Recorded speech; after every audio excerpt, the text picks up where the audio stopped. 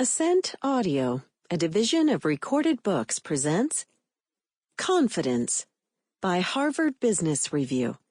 Narrated by Anne Sprinkle and Joshua Saxon. 1. How to Build Confidence by Amy Gallo. Very few people succeed in business without a degree of confidence. Yet everyone, from young people in their first real jobs to seasoned leaders in the upper ranks of organizations, have moments or days, months, or even years when they are unsure of their ability to tackle challenges. No one is immune to these bouts of insecurity at work, but they don't have to hold you back. What the experts say. Confidence equals security, equals positive emotion, equals better performance, says Tony Schwartz, the president and CEO of The Energy Project, and the author of Be Excellent at Anything, the 4 Keys to Transforming the Way We Work and Live. And yet, he concedes that insecurity plagues consciously or subconsciously every human being I've met. Overcoming this self-doubt starts with honestly assessing your abilities and your shortcomings, and then getting comfortable enough to capitalize on and correct them, adds Deborah H. Grenfeld, the Mogadam Family Professor of Leadership and Organizational Behavior and co-director of the Executive Program for Women Leaders at Stanford Graduate School of Business. Here's how to do that and get into the virtuous cycle that Schwartz describes. Prepare. Your piano teacher was right. Practice does make perfect.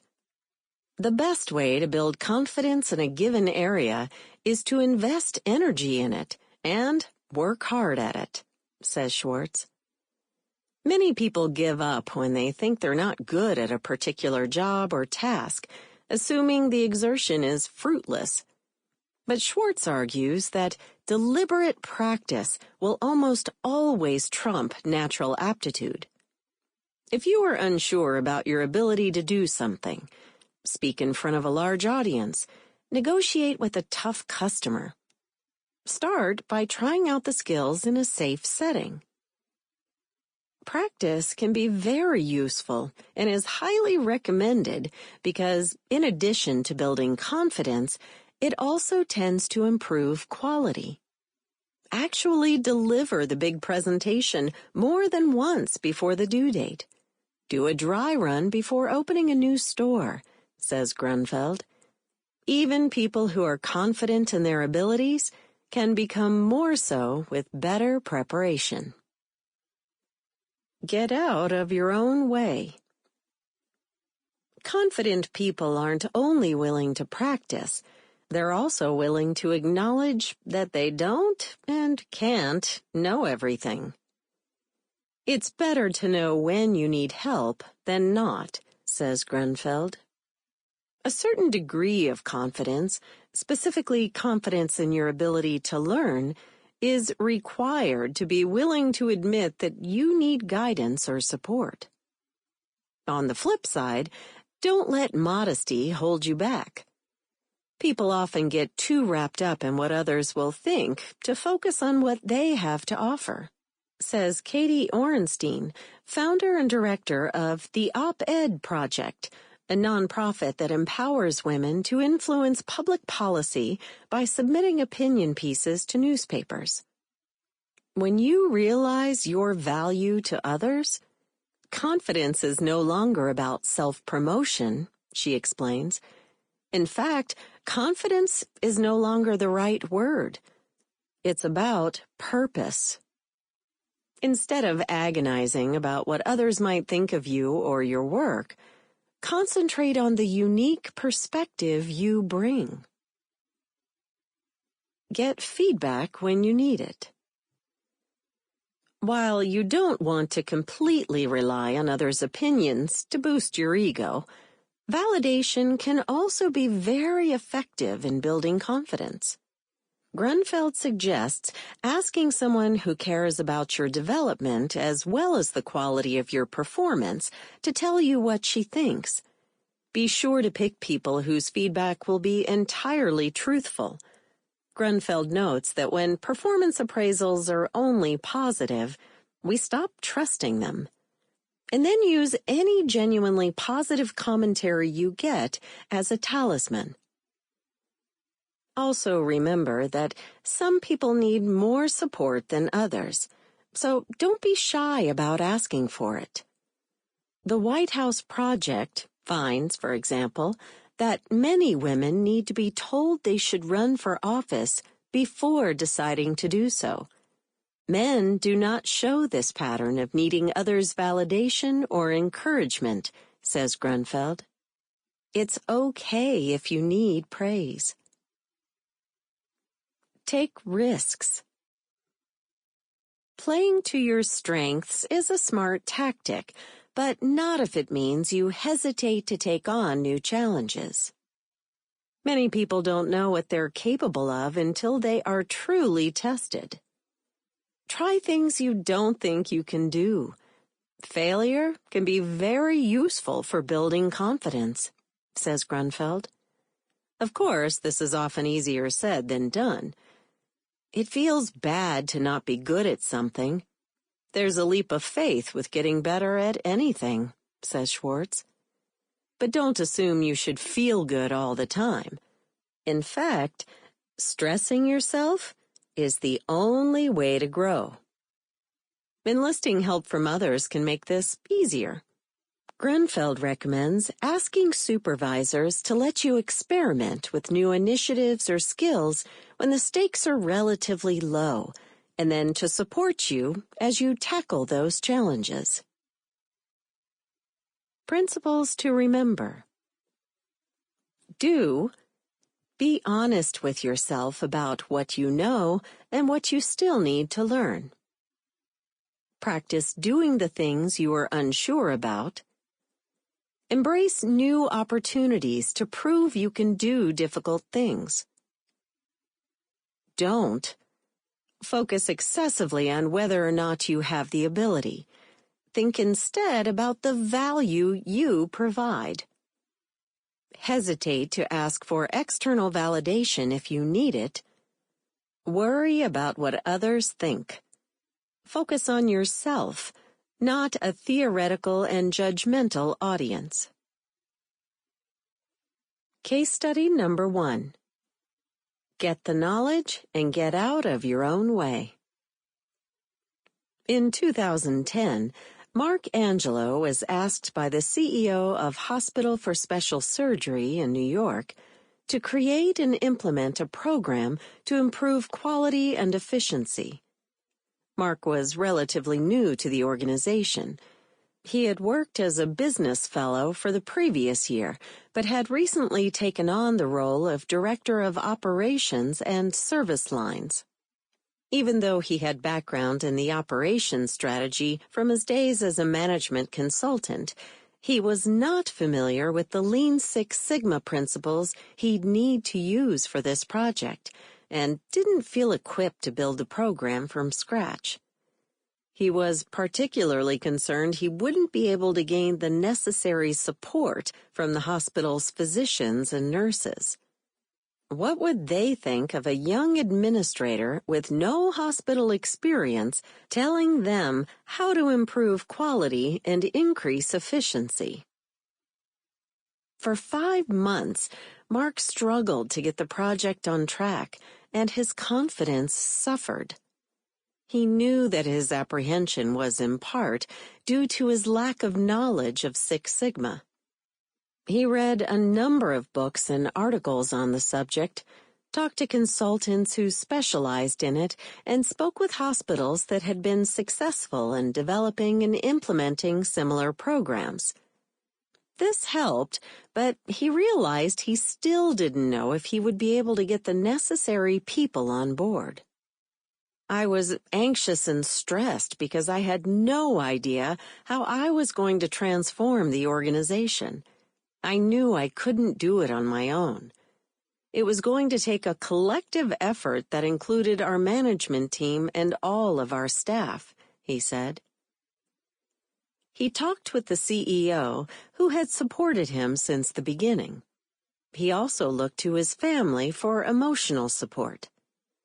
Through these conversations, he realized that his anxiety stemmed from a desire to be liked by his colleagues, and therefore to avoid conflict. After many discussions with my CEO and observing how he handled these situations, I learned that it is better to strive to be well respected than well liked, he said. This was a turning point for Mark. Instead of worrying so much about what others thought of him, he focused on doing what was best for the patient and the institution. In December, he presented the vision for the program to the entire medical staff.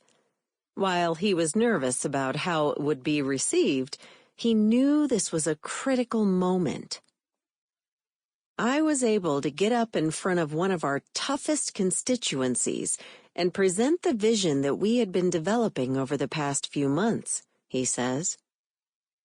His presentation was met with applause. In the end, my confidence grew by leaps and bounds, and we were able to design a program that has since taken off with great success across the hospital. I was able to overcome my mental blocks and knowledge deficits to build a program that will truly help transform how we approach performance improvement and patient care, he says. Case study number 2. Know the value you bring. Julie Zhu knew she had things to say, but she wasn't sure how to get heard.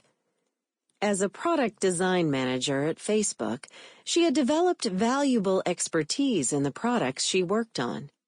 Yet she lacked the confidence to share her ideas. She was used to being one of very few women in the room. That had been the case when she was studying computer science at Stanford, and it was still true now that she was at Facebook. She knew this meant she needed to make a concerted effort to speak up. But being the minority voice wasn't the only reason she felt unsure of herself. She says that she also suffered from imposter syndrome, feeling as if she hadn't earned a right to her ideas, that she had somehow ended up where she was accidentally, not through hard work. Julie was intrigued when someone in HR told her about a workshop offered at Stanford by the Op-Ed Project. After attending and getting positive feedback about her ideas, Julie tried something she had never thought to do before.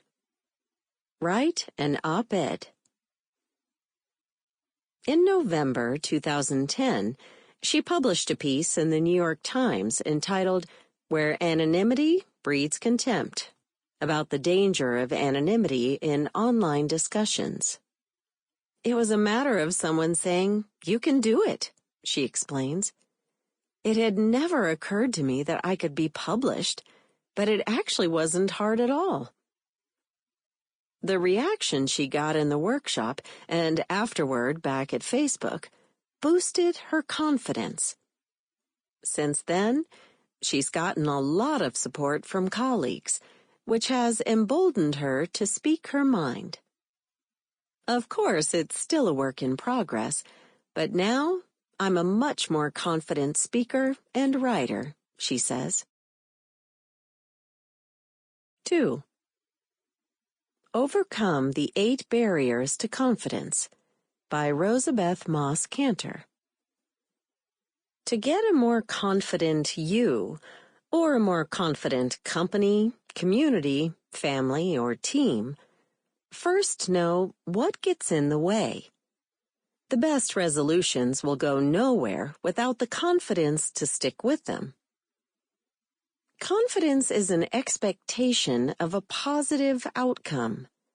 It is not a personality trait. It is an assessment of a situation that sparks motivation. If you have confidence, you're motivated to put in the effort, to invest the time and resources, and to persist in reaching the goal. It's not confidence itself that produces success. It's the investment and the effort. Without enough confidence, it's too easy to give up prematurely or not get started at all. Hopelessness and despair prevent positive action.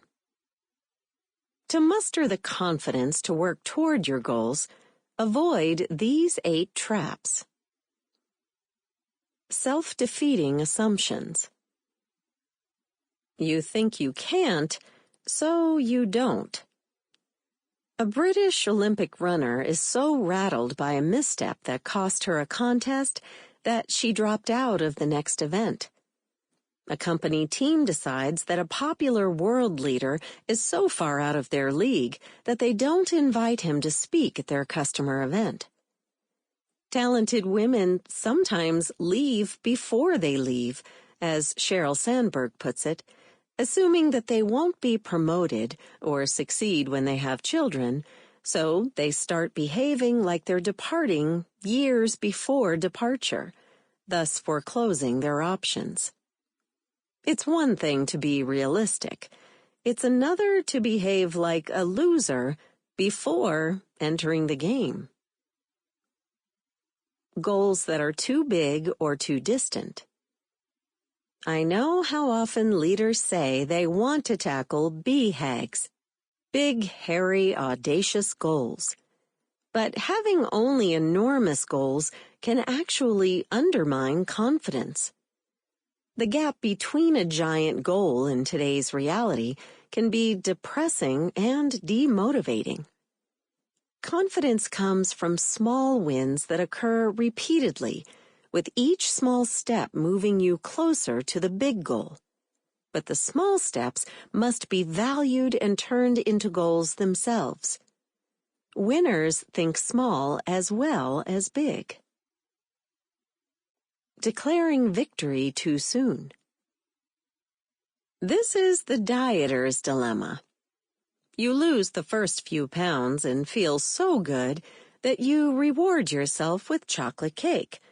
Then when the pounds go back on, you feel so discouraged that you have more cake to feel better.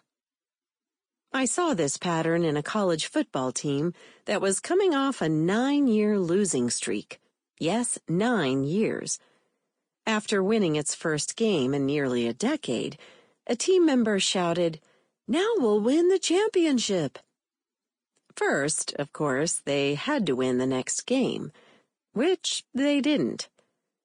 Step-by-step discipline builds confidence. Do-it-yourselfing. It's a trap to think you can go it alone, without a support system and without supporting others. Losing teams have stars, but they focus on their own records, not how well the whole team does. The resulting resentments and inequalities provoke internal battles that drag everyone down. To build your confidence, think about building the confidence of others and creating a culture in which everyone is more likely to succeed, whether through mentoring them or recognizing their strengths. Giving to others boosts happiness and self-esteem, as numerous research studies show. Supporting them makes it easier to ensure that they support you. Blaming someone else. Confidence rests on taking responsibility for one's own behavior. Even in difficult circumstances, we have choices about how to respond to adversity.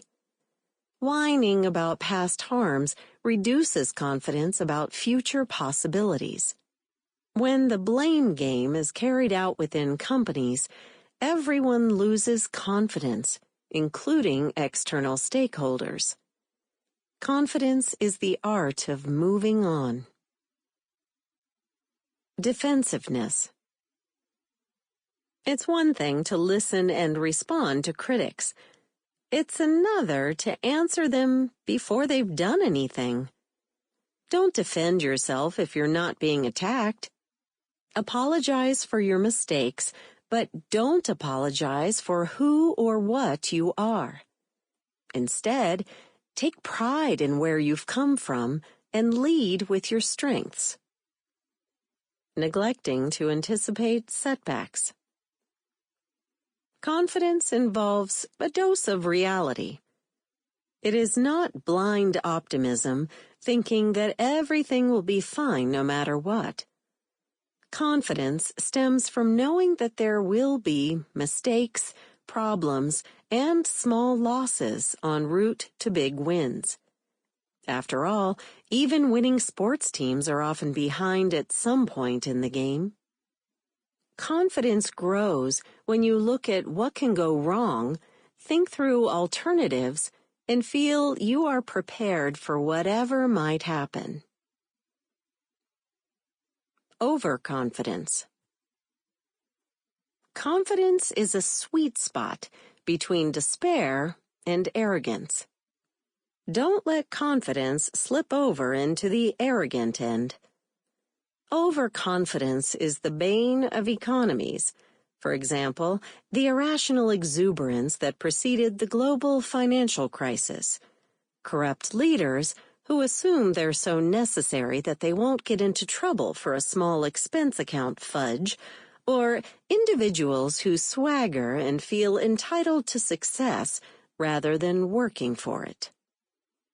Arrogance and complacency lead to neglect of the basics, deaf ears to critics, and blindness to the forces of change, a trap for companies as well as individuals. Sure enough, like the old proverb, pride goeth before a fall, the slide into a losing streak often begins with a winning streak. A little humility goes a long way to moderate arrogance and keep just the right amount of confidence.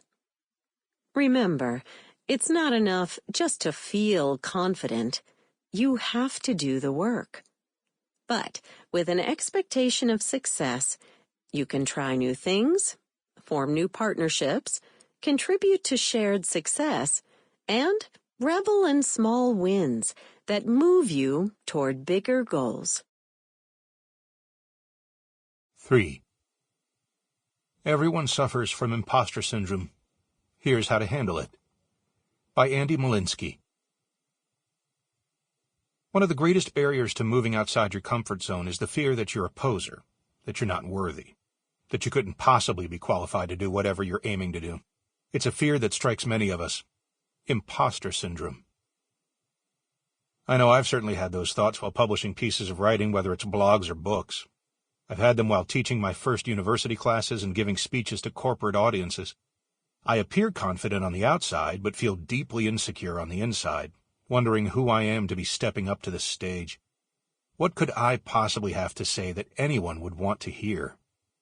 And I'm not alone. Actress and Harvard alum Natalie Portman described the self-doubt she experienced as a Harvard student in a poignant commencement speech several years ago. I felt like there had been some mistake, she said, that I wasn't smart enough to be in this company, and that every time I opened my mouth I would have to prove that I wasn't just a dumb actress. Howard Schultz, the former executive chairman and CEO of Starbucks, revealed that he and CEOs he knows feel the same way. Very few people, whether you've been in that job before or not, get into the seat and believe today that they are now qualified to be the CEO. They're not going to tell you that, but it's true. What can you do to overcome these feelings of inadequacy that so many of us experience? A first tip is something that Portman highlights in her Harvard address, which I found quite helpful. Recognize the benefits of being a novice. You might not realize it, but there are great benefits to being new in your field. When you are not steeped in the conventional wisdom of a given profession, you can ask questions that haven't been asked before, or approach problems in ways others haven't thought of. It's no surprise, for example, that some of the best research ideas I get as a professor come from undergraduate students with little previous experience, people who can think with a fresh outsider's perspective. This is true in business as well. The pharmaceutical company Eli Lilly has created a crowdsourcing platform called Innocentive, through which outside innovators are paid to solve vexing problems the company faces. And it works. In fact, according to a study by Karim Lakhani of Harvard Business School, many problems are solved by those from outside the field in question. Physicists solving chemistry problems, for example. So the next time you feel inadequate in a particular domain, remember that as an outsider to the role in question, you might have the most critical perspective of all. A second tip for combating imposter syndrome is to focus more on what you're learning than on how you're performing. According to psychologist Carol Dweck, the feelings that imposter syndrome leaves you with are ones we might actually be able to control. With a performance mindset, which people suffering from imposter syndrome often have, you tend to see your feelings of inadequacy or the mistakes you make as evidence of your underlying limitations. This mindset only fuels the concerns you have about being unfit for your job. But there's something you can work to cultivate instead, a learning mindset. From this perspective, your limitations are experienced quite differently. Your mistakes are seen as an inevitable part of the learning process rather than as more evidence of your underlying failings. That brings us to the third tip. Understand the power of perspective. Those of us who experience imposter syndrome often feel like we're the only ones feeling this way, but reality is very different. Early in my career, when I walked into a networking event, I was convinced that I was the only one worried about making small talk with strangers. But over time, I've realized that practically everyone in the room shares that same concern. According to a recent survey by Vantage Hill Partners, being found incompetent is the #1 fear of executives worldwide. So if you're feeling like an imposter, chances are that others in your situation feel the exact same way. Or as Tina Fey once quipped, I've realized that almost everyone is a fraud, so I try not to feel too bad about it. It may not be easy, but overcoming imposter syndrome is possible. You don't need to feel helpless or alone. Next time you're in a situation that feels completely outside your comfort zone, don't focus on your failures. Consider it your opportunity to learn from your missteps and to bring forth a new perspective that others may not have. 4. Mental Preparation Secrets of Top Athletes. An interview with Daniel McGinn by Sarah Green Carmichael. Sarah Green Carmichael.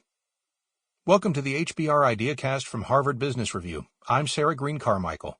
To get psyched up for the big game, sports teammates give each other pep talks, listen to an exciting song during warm-ups, or follow a particular pregame routine. Then there's a locker room speech, often dramatized in popular movies, like the following, from Herb Brooks in the film Miracle, where the coach inspires individuals to greatness. I'm sick and tired of hearing about what a great hockey team the Soviets have. Screw them. This is your time. Now go out there and take it. But what's the business equivalent of the pep talk? When you have a big presentation, job interview, quarter-ending sales meeting, or situation where you really need to be on, how do you prepare for it? If you're like a lot of people, you probably think about what you're going to say and what you're going to wear, and then you just kind of, show up. HBR senior editor Dan McGinn thinks we can all do better than that by taking a cue from how the best athletes and performers prepare. He's the author of the article, The Science of Pep Talks, in the July-August 2017 issue of Harvard Business Review, and he is also the author of the book Psyched Up, How the Science of Mental Preparation Can Help You Succeed. Dan, thank you for joining us today. Daniel McGinn. Thank you, Sarah. So, did you have to get psyched up to write this book? I did, actually. Writing this book did change the way I get ready to perform my job as a writer every morning or many mornings. If you watch sports, you become pretty accustomed to seeing the athletes and what they do when they warm up. They tend to have headphones on, and you know that they're listening to a certain set of songs. It's not just up to chance. You're used to seeing locker room speeches. You're used to seeing that gaze, that locked-in look that they have, and that focus. And they're taught to do that. There are sports psychologists who teach them exactly what they should be thinking about before a game. The argument I have is that more of our jobs are like that these days. It's less like factory work where you're doing the same thing every day and more about the big pitch, the presentation, the sales call, and that we should learn to do what these athletes do to try to lock ourselves in. I think about coming into my job every day and that maybe we should run through the halls and give every editor a high five and then chew a pen and then put the pen back in the bin or other crazy things. How feasible is it to do some of these things on a daily basis? Yeah, obviously, if our boss Addie Ignatius gave us a speech like Knut Rockne did before we sat down to edit articles, we would all think it was kind of crazy.